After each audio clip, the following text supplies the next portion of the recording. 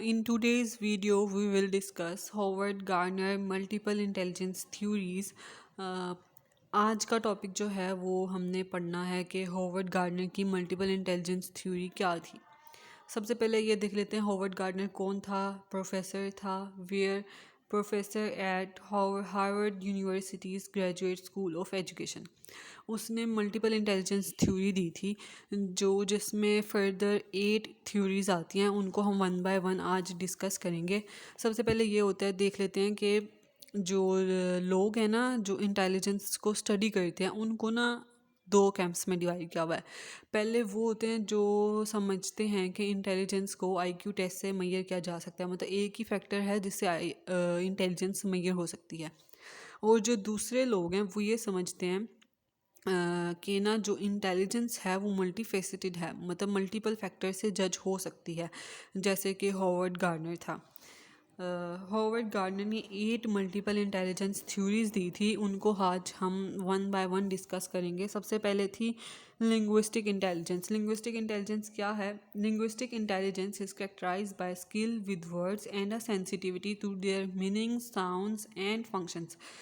Linguistic intelligence basically है क्या? वो एक ऐसी करेक्टरिस्टिक है, एक ऐसी स्किल है जिसको लर्न किया जा सकता है विद वर्ड्स। अब मतलब आप इसको इस तरह से समझ लें कि जिनके पास लिंग्विस्टिक इंटेलिजेंस होगी ना, वो वैसे लोग होंगे जो सिर्फ एक मरतबा रीड करते हैं और उनको वो पूरी बात समझ आ जाती है। कुछ भी जो ज़्यादा वो एफिशिएंट होते हैं एट रीडिंग, वो लोग जो है ना, इसका मतलब ये होता है कि उनके पास जो ये लिंग्विस्टिक इंटेलिजेंस है वो हाई है। अब यहाँ पे भी इन्होंने बताया हुआ है, if your linguistic intelligence is high you probably learn best by reading. कुछ लोग होते हैं जिनको इमेजेस से ज़्यादा अच्छा समझ आता है, कुछ लोग सिर्फ रीड करके बात समझ लेते हैं। डिफरेंट इंडिविजुअल्स के पास डिफरेंट इंटेलिजेंसेस होती हैं। ये चीज़ भी है कि हर इंसान जो है ना, गार्डनर कहते हैं कि हर इंसान जो है उसके पास ये 8 मल्टीपल इंटेलिजेंसेस हैं, लेकिन वो किसी एक एरिया में ज़्यादा स्किलफुल होंगे बजाय दूसरी के। जैसे किसी के पास लिंग्विस्टिक इंटेलिजेंस ज़्यादा होगी, किसी के पास इंट्रापर्सनल ज़्यादा होगी, किसी के पास इंटरपर्सनल ज़्यादा होगी। अब ये इंट्रापर्सनल कौन से इंटेलिजेंस हैं ये हम डिस्कस करेंगे बाद में। अच्छा, लिंग्विस्टिक इंटेलिजेंस ये थी कि सिंपली स्किल है विद वर्ड्स, मतलब आप सिर्फ वर्ड्स या सिर्फ रीड करके किसी भी टॉपिक को आप उसको अच्छी तरह समझ जाएं। अगर किसी के पास लिंग्विस्टिक इंटेलिजेंस हाई होगी तो वो सिंपली लर्न कर लेगा बाय रीडिंग, उसको बाकी किसी चीज़ की ज़रूरत ही नहीं होगी। मतलब कुछ ऐसे होते हैं जिन्होंने सिर्फ रीड किया होता है, फिर वो लोग कोई वीडियो देखते हैं उस टॉपिक से रिलेटेड, फिर उनको समझ आती है। लेकिन ऐसा नहीं है, जिनके पास लिंग्विस्टिक इंटेलिजेंस हाई है वो सिर्फ एक दफ़ा रीड करके पूरी बात समझ जाते हैं। नेक्स्ट स्किल है logical mathematical intelligence is characterised by skill with numbers, scientific ability and formal reasoning.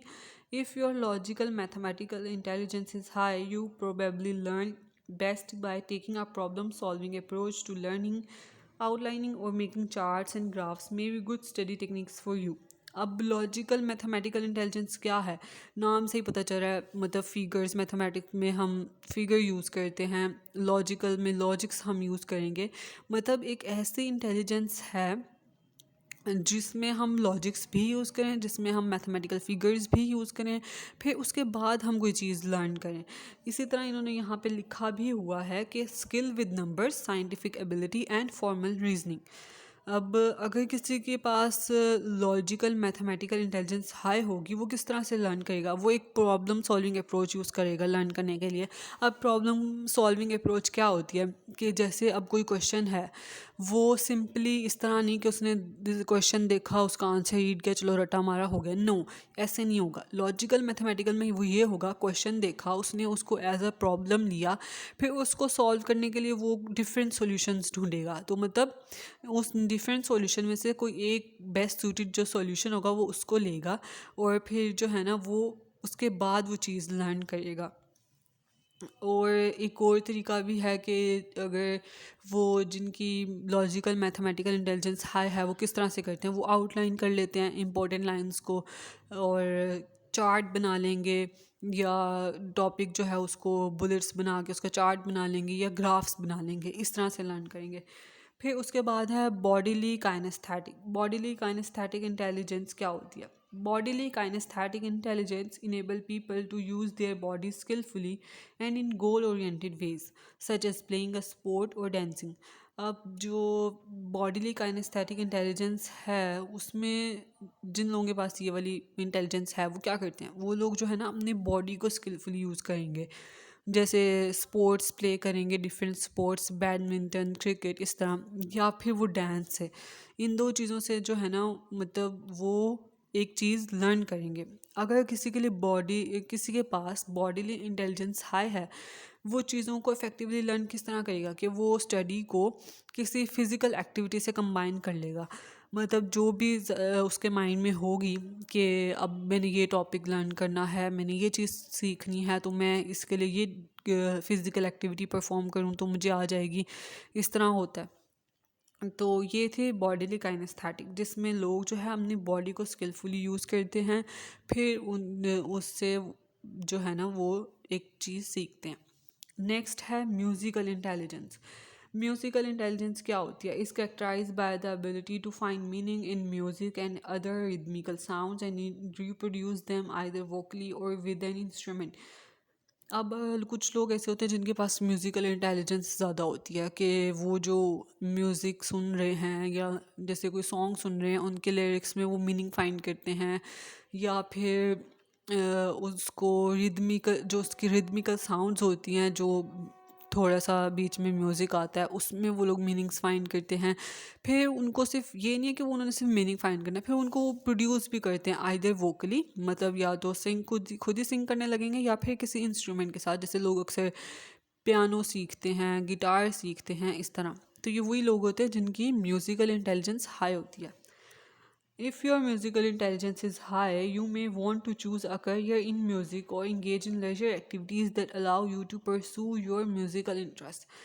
Although studying to music is a distraction for some, you may find that it aids your concentration. अब जिसके पास musical intelligence high है वो ये सोचता है कि मैं अपना करियर जो है ना इसी फील्ड में परसू कर लूँ, मैं म्यूज़िक को ही अपना करियर बना लूँ। तो ये बात ठीक भी है। अब जिनके पास म्यूज़िकल इंटेलिजेंस हाई है वो एक चीज़ उनकी जो है एक टैलेंट है उनके पास, वो क्यों ना उसको अपना करियर बना सकते हैं, नॉर्मल है। लेकिन may be in Pakistan it is not that very much normal. लोग इस तरह के आइडियाज़ को सपोर्ट नहीं करते। लेकिन कुछ लोग होते हैं जो मतलब अपनी स्किल, क्योंकि आजकल का तो दो ही सिर्फ स्किल है ना, हर कोई स्किल के पीछे भाग रहा है, तो वो लोग चाहेंगे क्यों ना हम अपनी स्किल को अपने पैशन को हम अपना करियर बनाएं। तो ये बात उन्होंने कही हुई है। और ये होता है कि अक्सर जो लोग होते हैं ना मतलब साथ साथ काम कर रहे होते हैं, साथ साथ म्यूज़िक सुन रहे होते हैं, उनको लगता है कि वो ऐसा करने से ना उनकी कंसंट्रेशन बेहतर हो जाती है। लेकिन कुछ लोगों को ऐसा लगता है कि अगर हम पढ़ रहे हैं या हम कुछ भी कर रहे हैं साथ हम म्यूज़िक सुनेंगे तो हम डिस्ट्रैक्ट होंगे। इसी तरह होता है काफ़ी लोग। अब जैसे अक्सर कुछ बच्चे ऐसे होते हैं लाइक मी, जो मैथ्स करते हुए म्यूज़िक सुनते थे, उनको लगता था कि अगर वो जैसे मैथ्स के कोई भी प्रॉब्लम सॉल्व कर रहे हैं, क्वेश्चन सॉल्व कर रहे हैं, तो साथ म्यूज़िक सुनते हैं ना, तो उनको ये लगता था कि उनकी कंसंट्रेशन बढ़ जाती है। ऐसा होता है। नेक्स्ट है स्पेशल इंटेलिजेंस। ये क्या एबिलिटी है? ये लोग जो है ना वर्ल्ड को एक्यूरेटली परसीव करते हैं, फिर उसको परसीव करने के बाद उसको री इंटरप्रेट भी करेंगे और रीऑर्गेनाइज भी करेंगे। यहाँ पे लिखा भी हुआ है, spatial intelligence is characterise by the ability to perceive the world accurately and to mentally reorganise and reinterpret those perceptions. अब इसकी एग्जाम्पल बड़ी मज़े की है, एग्जाम्पल देखें आप लोग। एग्जाम्पल है, for example an artist perceives accurately what a bowl of food looks like. अब जो आर्टिस्ट होते हैं जिनका शौक इस तरफ होता है, वो लोग चीज़ों को उस तरह से परसीव करते हैं जैसे एक नॉर्मल ह्यूमन बीइंग नहीं करेगा, ये सिर्फ वो आर्टिस्ट ही करते हैं। अब उन्होंने, जैसे एक आर्टिस्ट है, उसने एक बाउल लिया, उसके अंदर फ्रूट्स थे, ठीक है, डिफरेंट कलर के फ्रूट्स होते हैं, जैसे एप्पल का डिफरेंट कलर है, मैंगो येलो है, बनाना, ग्रेप्स, इस तरह डिफरेंट कलर के फ्रूट्स मिल के ही जैसे हम वो फ्रूट चाट बना लेते हैं, इस तरह। अब उस बाउल के अंदर डिफरेंट साइजेस और कलर के फ्रूट्स हैं, अब वो जो आर्टिस्ट है ना वो देखेगा कि इसके अंदर अच्छा ये कलर का फ्रूट है, ये कलर का है, ये साइज़ है इसका फ्रूट का, या वो एक बाउल के अंदर किस तरह से अरेंज हुए हुए हैं। फिर अब उसने परसीव तो कर लिया उस बाउल को, ठीक है। अब आता है कि वो उसको री इंटरप्रेट या रीऑर्गेनाइज कैसे करेगा। हाउएवर यहाँ पे लिखा हुआ है, however the artist painting of the bowl of fruit is a new interpretation. मतलब जब उसने ऑब्ज़र्व किया था बाउल ऑफ फ्रूट को, उसके बाद जो उसकी पेंटिंग बनाएगा वो उसकी बाउल ऑफ फ्रूट की न्यू इंटरप्रिटेशन आएगी। The artist's mental image of the bowl of fruit and this image may distort the sizes or change the color of the fruit. If your special intelligence is high, you may learn best by finding ways to visualize or restructure the material you want to learn. अब उन्होंने कहा है कि जो artist की painting है bowl of fruit की वो डिफरेंट होगी, मतलब उसने साइज़ चेंज कर दिया, कलर चेंज कर दिया, इसी को ही तो री इंटरप्रिटेशन कहते हैं। अगर वो सेम सेम वैसा बनाएगा तो वो उसकी री इंटरप्रिटेशन नहीं होगी। तो यहाँ पे उन्होंने कहा है कि अगर किसी की स्पेशल इंटेलिजेंस हाई है तो वो किस तरह से चीज़ों को लर्न अच्छे से करेगा, कि वो मटेरियल को रिस्ट्रक्चर करेगा और उनको विजुअलाइज करेगा, फिर वो उस चीज़ को लर्न कर सकता है। फिर नेक्स्ट है, बड़ी मज़े की स्किल है ये, interpersonal skill. Interpersonal intelligence is characterized by the ability to read people's mood and intentions and to understand their motives. अब इंटरपर्सनल इंटेलिजेंस ये है कि जिसके पास इंटरपर्सनल इंटेलिजेंस है वो लोगों के मूड्स को भी समझता है, वो लोगों को मतलब लोगों को ना वो ज़्यादा अच्छे से समझेगा। एक उसकी ऑब्जर्वेशन बड़ी कमाल की होगी, मतलब उसने सिर्फ उसको देखा, नेक्स्ट पर्सन जो भी था उसने उससे सिर्फ देखने से ही वो उनके मूड्स को भी रीड कर लेता है, उनके इंटेंशंस भी, उनके मोटिव्स भी, वो सब रीड कर लेता है। Empathy is another characteristic of interpersonal intelligence. अच्छा, जो सबसे ज़्यादा इम्पॉर्टेंट कैरेक्टरिस्टिक कह लो इंटरपर्सनल इंटेलिजेंस पीपल की, वो ये होती है कि उनके पास एम्पथी होती है towards others, the ability to identify with another person's feelings. People who have a high degree of interpersonal intelligence may be said to have good people skills. If your interpersonal intelligence is high, you may learn best by collaborating with others on projects or by participating in a study group. अब जो लोग हैं ना जिनके पास interpersonal intelligence high है उनको कहा जाता है कि उनके पास गुड पीपल स्किल्स हैं। क्यों? मतलब ज़ाहिर है गुड पीपल स्किल्स यही है ना कि वो लोगों को अच्छी तरह समझ रहे हैं, अंडरस्टैंड कर रहे हैं, उनके इमोशंस रीड कर रहे हैं, उनके मोटिव्स रीड कर रहे हैं। अगर किसी की इंटरपर्सनल इंटेलिजेंस हाई है ना, वो किस तरह से रीड करेगा, किस तरह से लर्न करेगा? बेस्ट मेथड यही होगा कि वो लोगों के साथ कोलैबोरेट करेगा, ग्रुप स्टडी करेगा, बहुत सारे लोगों के ग्रुप में बैठ के वो चीज़ों को सीखेगा। तो इस तरह से फिर है नेक्स्ट है intrapersonal. Intrapersonal is in intelligence is characterized by self-knowledge, ability to read your own emotions, to understand what motivates you, and to use that inner understanding to shape your behavior. अब interpersonal intelligence क्या है? कि self knowledge, इंसान को अपनी ज़ात के बारे में पता हो, उसको अपने इमोशंस रीड करने आते हैं, उसको ये समझ आता हो कि उसको क्या चीज़ मोटिवेट कर रही है, क्या डीमोटिवेट कर रहा है, और फिर वो जब ये सब चीज़ें समझ ले तो उसके अकॉर्डिंग अपना बिहेवियर जो है ना वो शो करे, मतलब एक शेप करे खुद को। अब नॉर्मली जो लोग कहते हैं कि सेल्फ ग्रोथ इस तरह की बातें करते हैं, तो वो क्या होता है कि हमने पर्सनैलिटी इम्प्रूव करनी है, हमने सेल्फ ग्रोथ करनी है, खुद को हमने चेंज करना है। वो तो इस तरह होता है ना, नेगेटिव से पॉजिटिव की तरफ लाना है। तो वो कब होगा चेंज? तो बाहर से नहीं आता, एक्सटर्नल फैक्टर्स इन्फ्लुएंस नहीं कर सकते mostly. Some to some extent yes they can, लेकिन ज़्यादा नहीं कर सकते। वो चेंज जो आएगा ना वो अंदर से ही आता है। जब हमारे पास इंटरपर्सनल इंटेलिजेंस होगी, हम अपने इमोशंस को समझ सकते होंगे, हमें पता होगा कि हमारे लिए चीज़ बेहतर है या नहीं है, हमें ये चीज़ करनी है या नहीं करनी। इस तरह से अंडरस्टैंडिंग लाएंगे हम, अपनी मतलब सेल्फ नॉलेज को हम बढ़ाएंगे, तभी हम बेटर ह्यूमन बन सकते हैं। इस तरह आप कह लें। If your interpersonal intelligence is high, you should be able to make use of all your other intelligences to find the best study method that it will work for you. अगर हमारे पास interpersonal intelligence high होगी तभी हम पता लगा सकेंगे कि हमारा ये वाला स्टडी मेथड बेहतर है या ये वाला, हम कौन से वाला अडॉप्ट करें जिससे हम अच्छी तरह सीख सकते हैं। डिफरेंट लोगों का डिफरेंट स्टडी मेथड होता है। कोई कहते हैं कि हम लोग बहुत ग्रुप्स में बैठ के नहीं पढ़ सकते, हम अकेले बैठ के पढ़ सकते हैं। कुछ लोगों का मतलब इंसान का डिफरेंट होता है। कोई कहता है हम दिन में अच्छा पढ़ लेते हैं, कोई कहता है हम रात में अच्छा पढ़ लेते हैं। तो वो जब ये सब चीज़ें किस तरह से आइडेंटिफाई कर सकते हैं कि अच्छा ये टाइम बेस्ट सूटेबल है हमारे पढ़ने के लिए, ये नहीं है, ये सब तब भी कर सकेंगे जब उनके पास इंट्रा पर्सनल इंटेलिजेंस होगी। लास्ट है नेचुरल इंटेलिजेंस। नेचुरल इंटेलिजेंस क्या है? Ability to perceive the world from an environmental perspective, feeling, sensing and relating to your environment through its natural features and rhythms.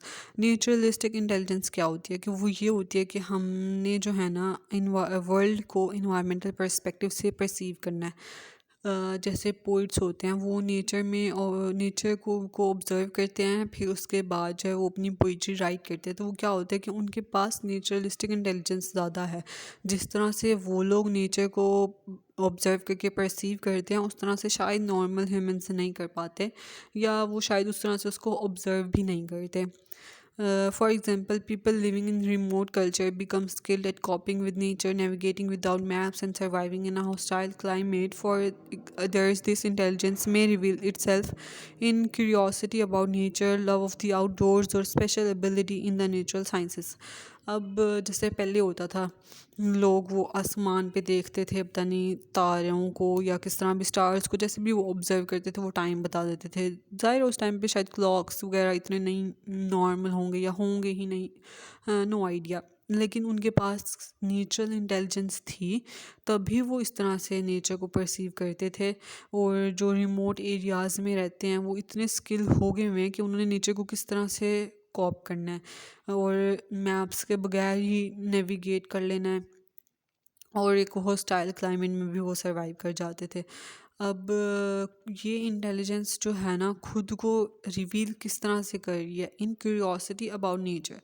अब जिन लोगों के पास नेचुरलिस्टिक इंटेलिजेंस इतनी high नहीं है या है नहीं, तो उनके पास उनको क्यूरियोसिटी रहती है कि हम भी नेचर को उस तरह से ऑब्ज़र्व करें, फिर उसके बाद उसको परसीव करें, फिर कुछ लिखें, जैसे पोइम्स वगैरह इस तरह, या चलो ना भी लिखें लेकिन उसको उस तरह से परसीव करने के उनके पास क्यूरियोसिटी होती है।